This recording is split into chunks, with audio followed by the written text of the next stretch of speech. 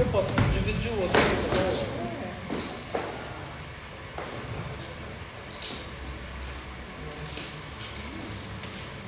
O outro tá bom?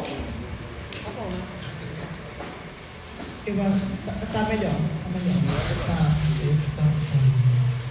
Gente, boa noite. Queria agradecer muito a Pisse e a Paola. A gente vai começar o nosso debate, que é o HIV e AIDS e as incursões dos movimentos LGBTQIAPI+. Obrigado, gente. Vou passar para a Pisse. Bom, gente, tá continuando abafado? Será que sou eu? Tá abafado.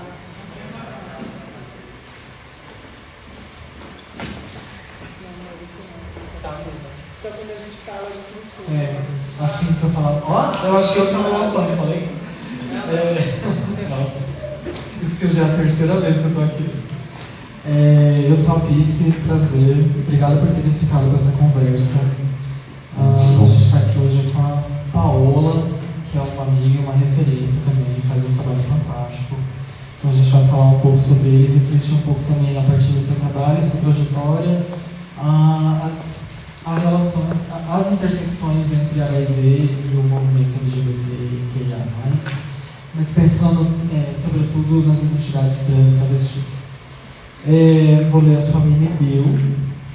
A senhora mandou. Paola Alves de Souza é uma mulher trans. Foi pesquisadora das maiores coortes voltadas para mulheres trans e travestis pela Faculdade de Ciências Médicas da Santa Casa de São Paulo. Pesquisa Divas, Transnacional, Transodara, coordenou o recrutamento da pesquisa PrEP 1519, voltada para jovens LGBTQIA+, vinculada à Faculdade de Medicina da USP.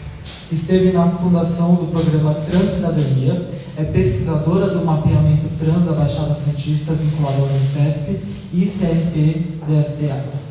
É historiadora pela Universidade Estadual da Paraíba e mestre em História pela Universidade Federal de Campina Grande. Doutoranda em Psicologia pela USP, coordena o programa de educação comunitária da Casa da Pesquisa do CRT-AIDS, trabalha com saúde sexual de mulheres trans e travestis e é professora universitária. Um currículo, né, menina? Pois é. Assim, Paula, você tem feito um trabalho super importante, né, que eu queria que você trouxesse um pouquinho quem é Paola nas suas palavras, quem é Paola, de onde você vem, como você passa a trabalhar com saúde sexual, com educação comunitária.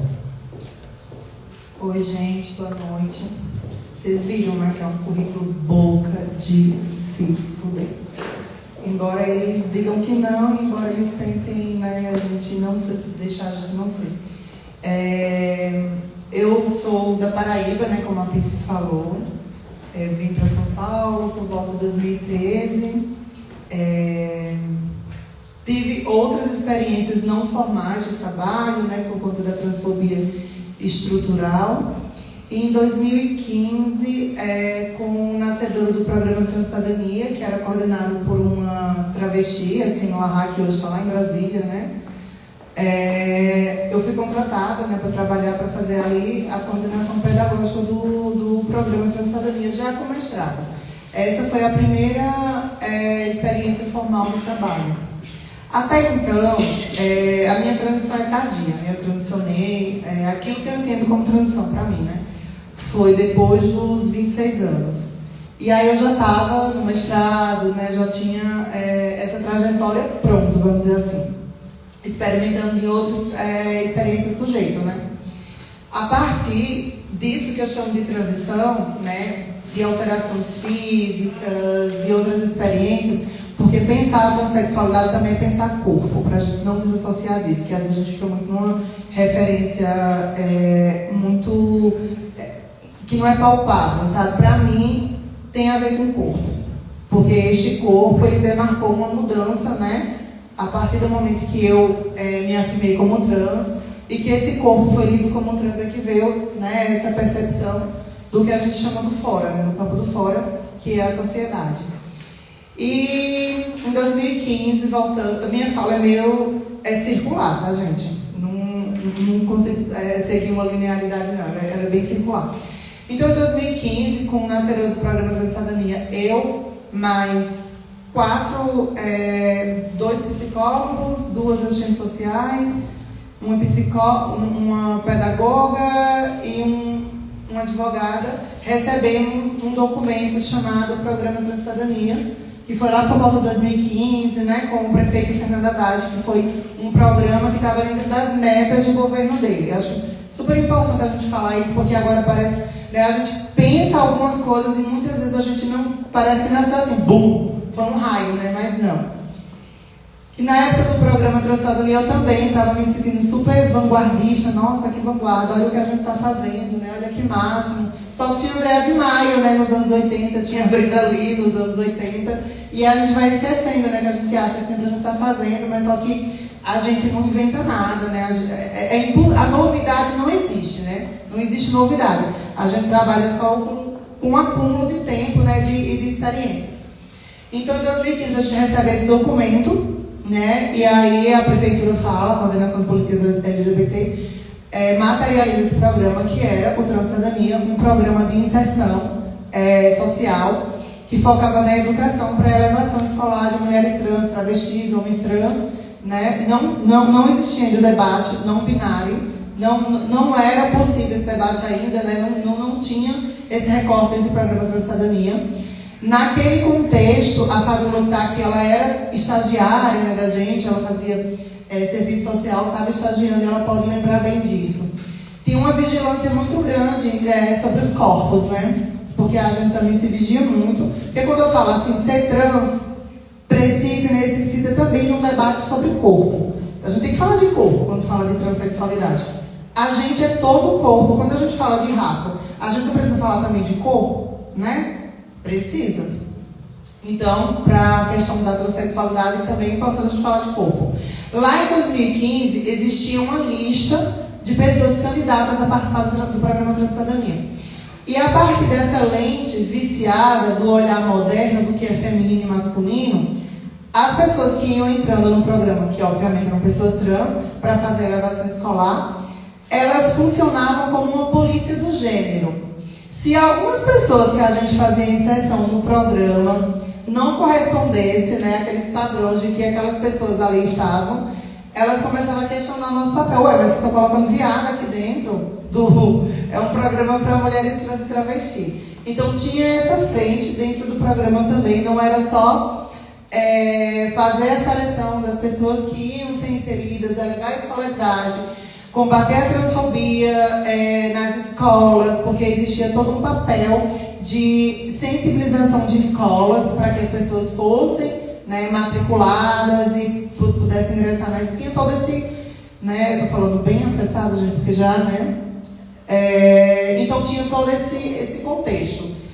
Não era só lidar com a transfobia fora do programa, mas a gente também tem que lidar com essa relação de poder e de que meu corpo é mais trans, então merece estar aqui, e aquele corpo não. E a gente sempre trabalhou com uma perspectiva que a gente não ia medir por aí, tá? Então, quando eu falo de corpo, eu estou falando de uma outra coisa. Estou trazendo um debate, não é você colocar... para ser trans não é ter 1000 ml de silicone, ter feito... Não é sobre isso, tá, gente? Para que a minha fala não seja confundida com isso. Então, foi aí que surgiu, né, o meu trabalho com a população trans, porque até então no mestrado eu trabalhava com literatura, fenomenologia, outra coisa. E aí, a partir da minha experiência, né, sendo uma mulher trans, eu vi a necessidade de trabalhar para esta população.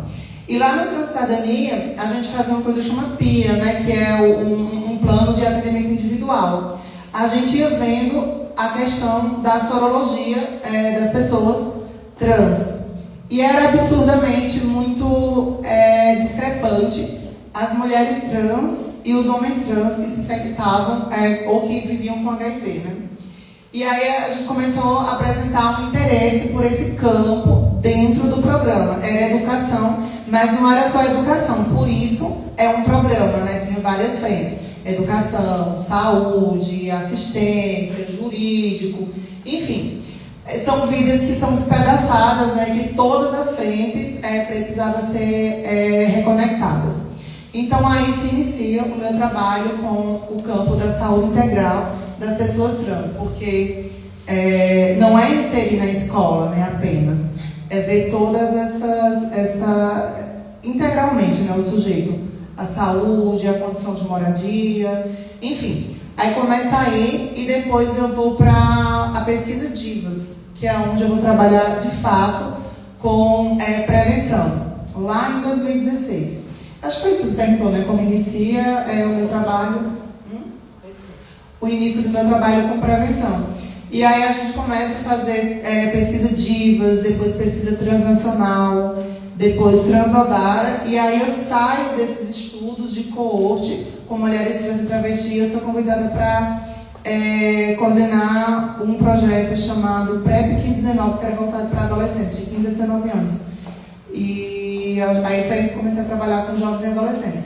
Mas não foi linear assim, tá, gente? Com muitas lutas, com muitas curvas, com muitas encruzilhadas para conseguir fazer o trabalho e conseguir chegar em outros lugares. Não é linear assim, se inserir no mercado de trabalho, embora tendo mestrado, embora tendo essas grifes no currículo, Universidade Federal da Paraíba, Universidade de São Paulo, porque isso é tratado como grife, né? Então, não é linear, né? Tem todo um campo de força, uma relação de força, para que a gente possa, inclusive, fazer o nosso trabalho. Não é simples assim. É muito material biológico. A peça me impacta muito, assim, e dialoga muito, né? Porque vocês falam muito das composições, né? Das bulas, e parece que o campo de pesquisa clínica vai muito por aí, né? As pessoas trans que estão ali inseridas é material biológico, né? Então, eu acho que a presença de outras pessoas trans, como eu, como Pice, mobiliza outros lugares dentro dos estudos clínicos e dentro também de programas. Onde quer que a gente esteja, vai ser diferente, e onde a gente está, outras vão estar. Então, eu acho que é aí que se inicia o trabalho com prevenção. Chique. Tem uma frase na peça que chamou muito a minha atenção, eu já comentei sobre ela antes, que é: a origem da AIDS é fronteiriça. E eu fico pensando várias coisas sobre isso. Ela é fronteiriça tanto da perspectiva de não ser uma epidemia, enquanto ainda não tinha atingido uma nação branca ou embranquecida, e também ela é fronteiriça porque ela é a doença do outro, e não a doença, não é um problema de coletivo, né? E nessa questão eu fico pensando, hoje 0,4% da população da população no Brasil vive com HIV, e mais de 30% das travestis também. Tem uma discrepância muito grande, muito concentrada, a epidemia, né? E ela demarca muito sobre esse outro corpo, né, abjeto, que foi excluído, e que esse processo de marginalização, ele expõe a gente a inúmeras violências, e a infecção por HIV e a mortalidade por AIDS é fruto dessa violência, e ao mesmo tempo o estigma, ele vai se alimentando dessa marginalidade social, né? É uma coisa que vai se retroalimentando. Eu queria que você comentasse um pouco, não exatamente sobre essa questão do estigma, mas é difícil tirar ela, né?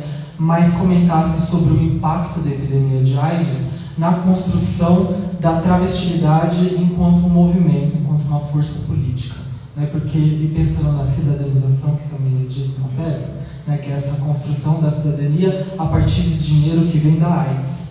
Eu queria que você comentasse um pouco sobre como você vê, se você vê um avanço, como você entende isso. É muito bom essa pergunta. É até difícil a gente estudar, né, ser uma mulher trans, ser uma travesti e também estudar, ser pesquisadora nesse campo. Embora o meu tema de pesquisa, por exemplo, do doutorado, não passe por esse lugar, é impossível a gente não tentar quebrar essa sinonimia. Existe uma sinonimia, HIV, AIDS, travesti, né? Quando a gente pensa, o nosso imagético, ele vai por aí, né? Quando a gente pensa num corpo trans, num corpo travesti, a gente pensa num corpo aidético, a gente pensa numa prostituta, a gente pensa numa navalha, porque é o olhar... nunca sou eu, é o outro, né? Esse outro é sempre a travesti, né? É uma infecção, é a doença do outro por conta que é um olhar colonizador, né? Fundado na modernidade, né? É como a gente pensar a questão do europeu, por exemplo, né? Antes não existia, né, europeu, existia, sei lá, latino, germânico, né?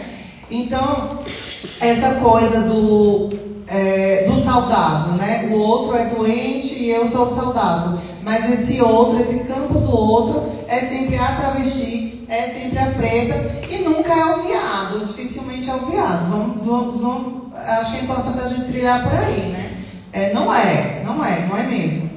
E se a gente pensa, Pice, conectando com a questão do movimento social, né, do movimento de AIDS, como é que vai se criando essa sinonimia, né? A gente vê que o movimento de AIDS, o movimento gay, né, tipo o grupo gay da Bahia, os Somos, são grupos que surgem ali nos anos 80, no final dos anos 70, anos 80, e nesses grupos tinha, né, o trabalho das travestis, das mulheres trans, e elas não são nunca lembradas, né? Nunca lembradas. Porque é antes da AIDS, né? A navalha é antes da AIDS, a travesti é antes da AIDS. Então, associar a AIDS à travesti, né, aos corpos marginalizados, é porque já existia esse corpo, esse lugar, né? Antes da AIDS. E se a gente pensa essa questão, né, das travestilidades, que sempre está sendo colocada às margens, inclusive dos movimentos sociais. A gente vai para a Operação Tarântula, por exemplo, no fim dos anos 80, né, que era uma operação que a peça cita, né, que era para perseguir mulheres trans e travesti. E se a gente pensa, por que essa discrepância, né, que você pergunta, de mulheres trans e travesti, 30%, né, às vezes esse número vai até para 40%, do número de infecção comparado à população geral, né? E isso tem a ver com uma construção que está lá desde os anos 80. Você vê que a Giovanna Baby, né, que cria a Asta, né, que é o primeiro grupo, né, o primeiro movimento trans voltado, inclusive, para a luta de combate ao HIV nos anos 90, ela não é nem citada, gente. A Giovanna Baby, né? A gente tem o que a Antra faz, por exemplo, é incrível, mas não só existe a Antra, né? Existe, né, a Giovanna, né? Existe uma história, existe a Brenda Lee, que fazia parte do movimento de combate ao HIV/AIDS, movimento social.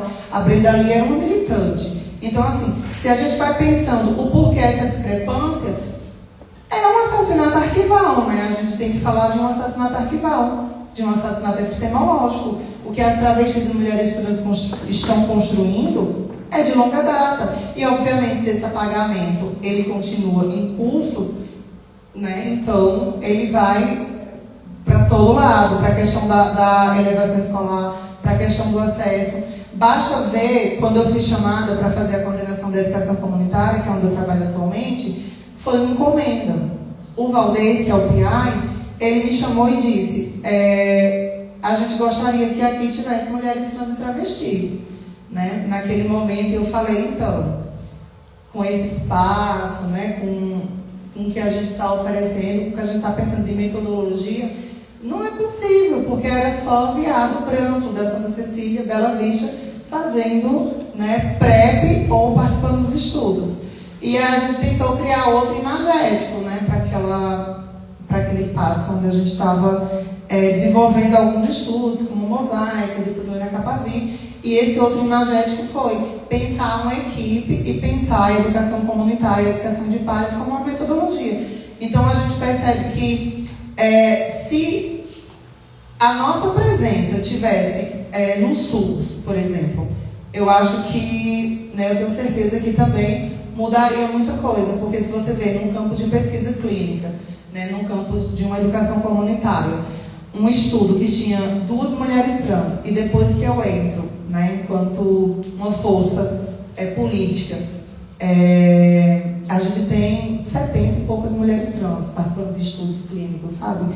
Então eu acho que vai por aí. Tem que querer, a gente não quer. Por quê que essa discrepância? Porque a gente não quer, gente. A gente não quer. Ninguém quer, sabe?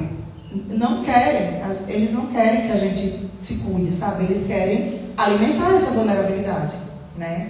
Esse avanço da indústria farmacêutica, né, que é citado na peça, inclusive. Gente, existe um interesse, né, para essa lentidão. Então também existe um interesse para essa lentidão de fazer com que os corpos trans acessem prevenção, sabe? Eu trabalho num serviço, a Casa da Pesquisa está dentro do serviço de saúde, é só gay que faz PrEP, sabe?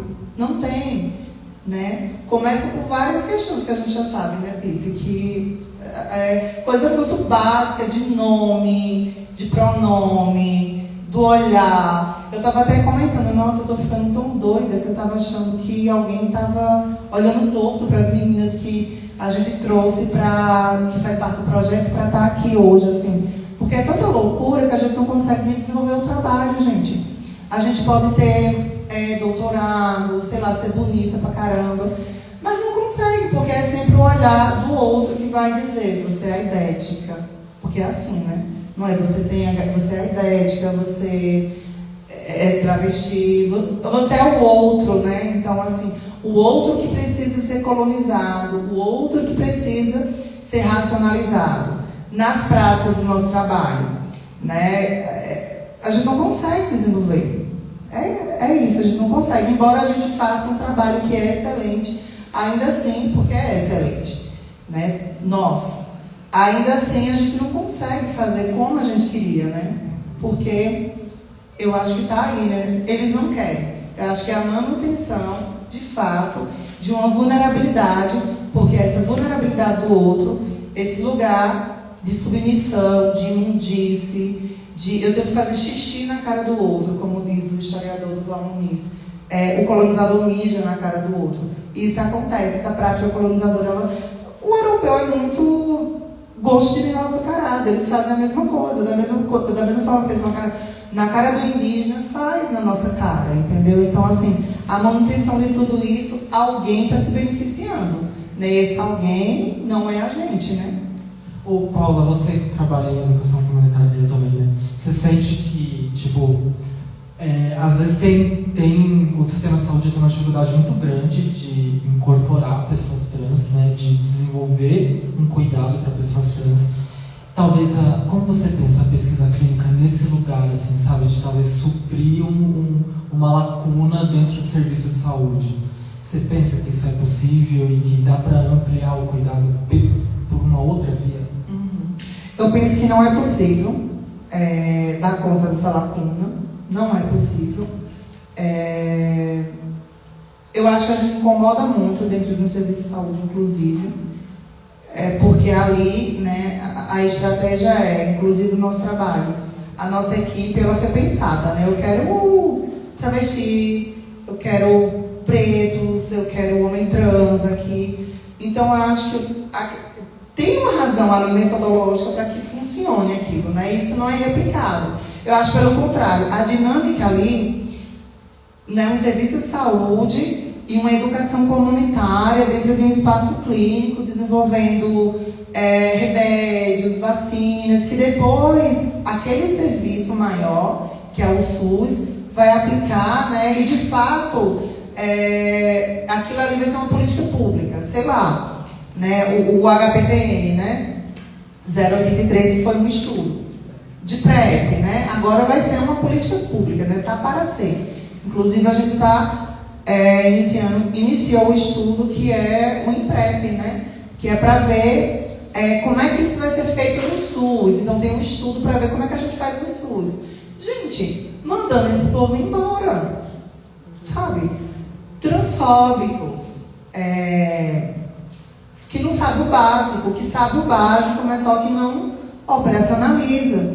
Então, Pice, fazendo uma costura com o que você está falando, parece que o nosso trabalho, ele não pode, eu não sei como é uma coisa tão esquizofrênica. Eles querem que a gente desenvolva e que traga travestis e mulheres trans e que façam parte daquela paisagem, né? Elas precisam estar ali. Só que o lugar, ele nunca é um lugar ideal para aqueles corpos. Aí o nosso trabalho é defender os direitos dessas pessoas. Aí essa pessoa acessa, sai daquele lugar que é confortável, que a gente está ali desenvolvendo o trabalho, né? Como se a gente fosse uma polícia dos direitos básicos das pessoas. E aí quando ela ultrapassa, né, essa fronteira, que seria o SUS, aí esses direitos eles não são respeitados, é um pronome, né? E aí a policial dos direitos básicos das travestis, vou lá e falo, não, gente, mas está aqui o decreto, sabe? Não, mas faz uma ouvidoria, porque aí eu não posso, porque também tem uma fronteira, né? Entre a ativista, a militante, que queria dar na cara, se juntar com a menina, que está lá, que sofreu a transfobia. Existe também um campo ético, não posso, né? E embora eu não possa, embora eu saiba disso, embora ali o meu lugar de cátedra vai ser confundido, e mais uma vez, não é só a menina que sofreu, né, o processo de transfobia, mas é também a profissional. Porque a profissional se envolveu mais do que poderia ou mais do que deveria para defender o direito de uma pessoa trans. Então eu acho, Pice, que não tem esse impacto que eu gostaria que tivesse, sabe? Não tem esse impacto porque fica circunscrito ali, né? A pessoa, ela é transfóbica e tem um outro nome, ela errou, não foi porque quis, sabe? Foi um deslize. E aí foi um deslize e aí a responsável é a profissional trans que se envolveu demais, sabe? Então eu acho que são coisas muito básicas. Talvez a gente esteja muito à frente, né? Discutindo coisas que estão muito à frente do que ainda precisa ser resolvido, sabe? Que é a condição de humano das pessoas. Essa condição de humano, condição de gente, né? Condição, sei lá, de uma identidade que todos e todas e todos têm, né? Então não chegou ainda nesse lugar. Então, às vezes, eu acho que precisa voltar para esse lugar, sabe? Ainda não. Eu acho que não. Eu não queria estar com uma fala muito pessimista, mas eu acho que não, acho que é realista mesmo. Eu acho que a gente não está avançando. Não está avançando. A gente está avançando aqui fora. Porque eu acho que é uma marcha que eles não podem... Eles sabem que não vão poder recuar. A gente está avançando porque a gente é forte como uma correnteza de uma onda, assim, de uma água. Eles dizem não e a gente vai, sabe? Mas eu acho que não é porque a gente está avançando, é porque a gente é boa demais, sabe? Eu acho que não avança, mas também é o mesmo nesse sentido aí, né? Que você está perguntando do quanto a pesquisa clínica pode fazer esses avanços dentro do SUS, na saúde, ter essa... Não. Eu acho que muda porque tem a Erika Hilton, sabe, em Brasília, e eles sabem que não pode mais, porque a gente pode mandar uma mensagem para a Erika Hilton e dizer, olha, minha deputada, está acontecendo isso. Eles sabem que está avançando porque tem a Pice, que está lá no Emílio Ribas, sabe? Ou que tem a Dana, que está no PrEP 1519, ou porque tem a Cime, que está em Brasília. Mas não é que está avançando lá dentro, não é porque as pessoas estão mudando, não é porque algo nelas mudou, é porque agora tem uma operação. Elas são obrigadas, e ainda assim, sendo obrigadas, elas ainda não querem fazer, sabe? Então, eu acho que não estamos avançando ainda. Não estamos. A gente vai avançar quando a gente não tiver gente tão vulnerável, mulheres trans e travestis tão vulneráveis, que para acessar uma PrEP, elas precisam de um estudo clínico. Né? Elas poderiam ir lá na recepção do serviço público e acessar e dizer, quero fazer PrEP, enfim. Isso não acontece. Não é desse jeito que acontece. Embora os serviços de saúde eles se sintam muito ameaçados por nós e digam que é coisa da nossa cabeça, né? Mas eu sou pesquisadora, amor. Não é coisa da minha cabeça. E mesmo se fosse coisa da minha cabeça, ainda merecia, né, ser ouvido. A pesquisa Transamigas, que foi sediada pela Faculdade de Medicina da Santa Casa.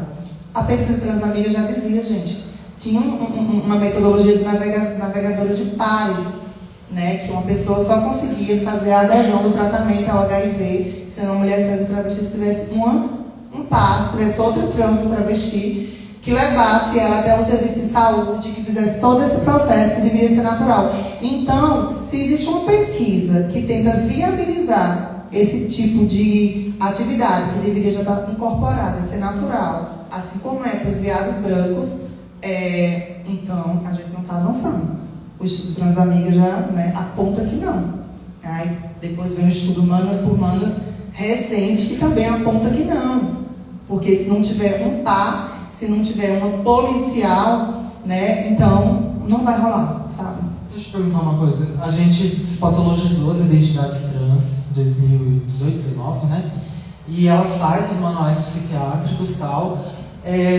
E isso tem um impacto no acesso à saúde, no sentido de você, por exemplo, não precisar de um laudo psiquiátrico para ter o seu documento, né? Também viva não ruim por conta disso. Mas isso também é reflexo da despatologização, né? Mas eu sinto que você não acha que como que você vê isso na prática cotidiana de saúde, de fato, sabe? A gente parece que não despatologizou, assim, quando a gente chega ali, eles acham que a gente está no corpo errado. O que você acha? Não despatologizou. Ainda estamos no corpo errado, na percepção deles, né? Não despatologizou. E até os próprios manuais, né? O DSM não está despatologizado. Eles trocaram as palavras. E não é interessante, porque quem cria esse monte de CID, esse monte de patologização, esse monte de manual, é o lixo dos Estados Unidos, né? São os americanos que criam tudo isso, com a Associação Pan-Americana de Psiquiatria. Para eles é muito interessante, onde tem as maiores indústrias farmacêuticas. Então, onde as pessoas, para ter acesso à saúde, elas precisam de um plano de saúde, né? Como é que chama lá? Não é plano, né? Mas é algo...